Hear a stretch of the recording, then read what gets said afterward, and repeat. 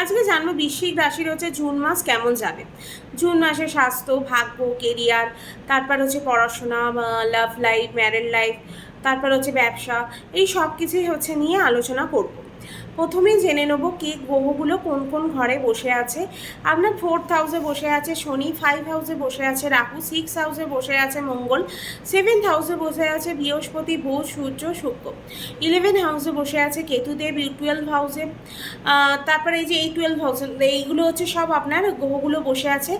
আজ তারপর হচ্ছে যারা হচ্ছে রাশি পরিবর্তন করবে তাদের রাশি পরিবর্তন কে কে করছে সেগুলো হচ্ছে এবার জেনে নেব। 12 জুন হচ্ছে শুক্র মিথুন রাশিতে যাবে, 14 জুন হচ্ছে বুধ হচ্ছে মিথুন রাশিতে যাবে, 15 জুন হচ্ছে সূর্য মিথুন রাশিতে যাবে। এই তিনটে গ্রহ হচ্ছে রাশি পরিবর্তন করবে।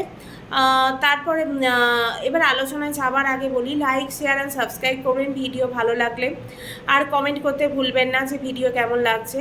এবার শুরু করব হচ্ছে হেলথ দিয়ে, মানে হেলথি ওয়েলথ। এবার হচ্ছে হেলথ নিয়ে আলোচনা করবো। আমরা হচ্ছে ফার্স্ট হাউস থেকে হচ্ছে আমরা হেলথ বিচার করি। রাশি স্বামী হচ্ছে আপনার হচ্ছে মঙ্গল, সে হচ্ছে 6 হাউসে বসে আছে, নিজের ঘরেই বসে আছে, কোনো রাশি পরিবর্তন কিন্তু এই টাইমে হবে না। তারপর ফার্স্ট হাউস থেকে হচ্ছে স্বাস্থ্য বিচার আমরা তো করি, বিপরীত রাজ্য কিন্তু এই টাইমে বানাচ্ছে 6-8 ঘরে, কিন্তু ভালো নয়, কিন্তু নিজের ঘরে তাই ভালো, ভালোই করবে, খুব একটা খারাপ কিছু করবে না। কিন্তু আপনার এই টাইমে মাথা ব্যথা হতে পারে, চোখ জ্বালা একটু হতে পারে, এই সবগুলো কিন্তু এই সবগুলো হতে পারে। তারপর এই টাইমে সূর্য বৃহস্পতি হচ্ছে এই টাইমে কেন্দ্রে বসে আছে, তাই খুব একটা খারাপ ফল এই টাইমে দেবে না। 15ই জুনের পর থেকে কিন্তু এইগুলো 15ই জুনের পর থেকে একটুখানি প্রবলেম হতে পারে শরীরের ক্ষেত্রে, চোখে জ্বালা বা একটুখানি মাথা ব্যথা এইসব টেন্ডেন্সি কিন্তু দেখা দিচ্ছে। আর তারপর হচ্ছে বিদ্যার্থীদের ক্ষেত্রে জানবো, পঞ্চম হাউস থেকে হচ্ছে আমরা লেখাপড়া দেখে থাকি।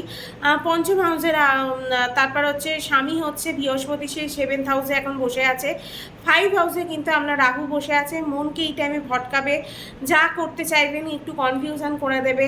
বৃহস্পতি এই টাইমে কেন্দ্রে কিন্তু সূক্ষ্ম ক্ষেত্রে শত্রু ক্ষেত্রে বসে আছে, কেননা শুক্র যে রাশির স্বামী সেই রাশিতে বসে আছে, বৃষ রাশিতে বসে আছে। তাই যত ভালো পড়াশোনাই আপনি করুন না কেন, এক্সাম যাওয়া উচিত, সেরকম যে এক্সাম কিন্তু এই টাইমে আপনার হবে না। আপনার কাছে কিন্তু জ্ঞান আছে, কিন্তু আপনি সেটাকে কাজে লাগাতে পারবেন না। এই টাইমে পড়াশোনা বা এক্সামের ক্ষেত্রে খুব একটা ভালো ফল কিন্তু এই টাইমে দেখা যাচ্ছে না।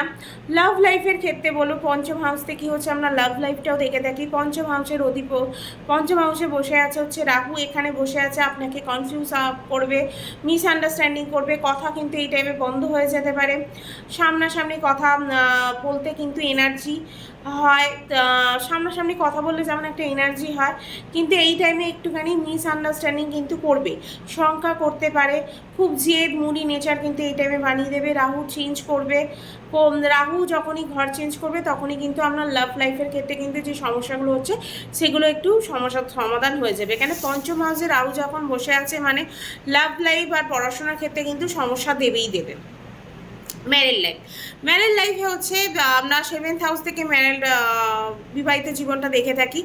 শুক্র নিজের রাশিতে কিন্তু বসে আছে, আপনার 7th হাউসের অধিপতি শুক্রদেব, সে হচ্ছে নিজের রাশিতে বসে আছে, পঞ্চ মহাপুরুষ যোগ তৈরি করছে। বুধ 7th হাউসে, বিয়ে খুব কিন্তু এই টাইমে ভালো যাবে। তারপর হচ্ছে আপনার 7th হাউসে কিন্তু বসে আছে বুধ, শুক্র, বৃহস্পতি, সূর্য সবাই একসাথে কিন্তু বসে আছে। তাই হচ্ছে বৃহস্পতি এখানে কেন্দ্রে, বিবাহিত জীবন কিন্তু খুব ভালো হয়ে যাবে এই টাইমে। শুক্র 8 হাউসে যখন যাবে তখন হচ্ছে লাইফ পার্টনারের শরীর কিন্তু এই টাইমে খারাপ হয়ে যাবে, এনার্জি তার এই যে এনার্জিটা অ্যাক্টিভ হয়ে যাবে, মানে তখন কি আপনার এনার্জির 8 হাউসে যাওয়া মানে রোগের স্থানে চলে যাওয়া, মানে তখন কিন্তু ম্যারেড লাইফের ক্ষেত্রে কিন্তু একটুখানি আপনার শরীর খারাপ যেতে পারে, ম্যারেড লাইফে একটু সমস্যা হবে। তারপর হচ্ছে এবার জেনে নেবো ভাগ্য হচ্ছে 9th হাউস থেকে আমরা দেখে থাকি। আমরা 9th হাউসের অধিপতি হচ্ছে চন্দ্র, সে হচ্ছে দুদিন অন্তর অন্তর ঘর চেঞ্জ করে। তাই বৃহস্পতি, সূর্য, বুধ, শুক্র এরাই সবাই কিন্তু কেন্দ্রে বসে আছে, যা কিছু করতে চাইছেন সব কিছু এই টাইমে করতে পারেন। ভাগ্য কিন্তু এই টাইমে সাথ দেবে। 15ই জুন আগে কিন্তু যা কিছু করতে চাইছেন 15ই জুনের আগে কিন্তু করে নেওয়া উচিত। তারপর 8th হাউসে কিন্তু চলে যাবে, তারপর কিন্তু মোটেই ভালো যাবে না, ভাগ্য কিন্তু সেরকমভাবে আর সাথ দেবে না। তারপর কেরিয়ার, আপনার কেরিয়ার কেমন যাবে। আমরা 12 হাউস থেকে হচ্ছে কেরিয়ার দেখে থাকি। আপনার 12 হাউসের অধিপতি গ্রহ হচ্ছে রবি, সে হচ্ছে এখন 7th হাউসে বসে আছে, 15ই জুন পরে 8 হাউসে চলে যাবে। 8 হাউস কিন্তু মোটেই ভালো না, কেন 10 হাউসের লর্ড যখনই 8 হাউসে যাবে মানে আপনার প্রবলেম ক্রিয়েট করবে। কিন্তু 10 হাউসের লর্ড কিন্তু নিজের ঘর থেকে 10 হাউসকে, তাই 10 হাউসের লর্ড খুব বলি হয়ে যাবে, নিজের ঘরেই যাবে, এনার্জি এই টাইমে এনার্জি করাবে, 10 হাউস খুব মজবুত করবে, কনফিডেন্স লেভেল কিন্তু এই টাইমে থাকবে আপনার।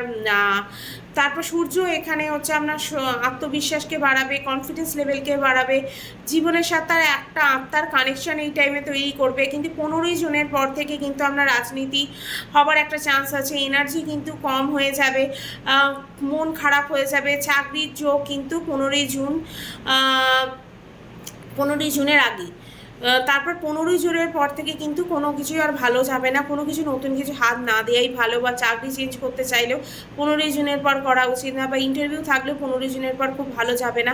কিন্তু 15ই জুনের আগে হচ্ছে আপনার ইন্টারভিউ ভালো যাবে, চাকরির সুযোগও আছে, যা কাজ ইম্পর্টেন্ট করার সবই কিন্তু 15ই জুনের আগে কিন্তু করে নিতে হবে। এবার জেনে নেব ব্যবসা কেমন যাবে। আমরা 7th হাউস থেকেই হচ্ছে আমরা ডেলি ইনকামটা দেখে থাকি, এখানেই হচ্ছে আপনার বৃহস্পতি, বুধ, সূর্য, শুক্র বসে আছে, কিন্তু হচ্ছে বুধ সূর্য শুক্র এরা সবাই হচ্ছে মিড জুন থেকেই হচ্ছে ঘর চেঞ্জ করে 8 হাউসে যাবে। 15ই জুনের আগে অবধি আপনার ভালো আর্থিক অবস্থা থাকবে, ব্যবসা উন্নতি হবে, নতুন আইডিয়া নতুন কিছু ইনক্লুড করতে চাইলে অবশ্যই করতে পারেন, উন্নতি কিন্তু এই টাইমে হবে, কাস্টমার কিন্তু এই টাইমে আসবে, সব কিছুই হবে কিন্তু 15ই জুনের আগে। 15ই জুনের পর কিন্তু একটু ডাউন হয়ে যাবে, বিজনেস কিন্তু সেরকম যাবে না, ডেলি ইনকামের ক্ষেত্রে একটু সমস্যা হবে, কেননা আপনার সব ক্ষেত্রে 7ম হাউস থেকে সব গ্রহগুলো উঠে হচ্ছে 8 হাউসে যাবে, তাই আপনার কিন্তু ব্যবসার ক্ষেত্রে এই টাইমে সমস্যা ক্রিয়েট করবে।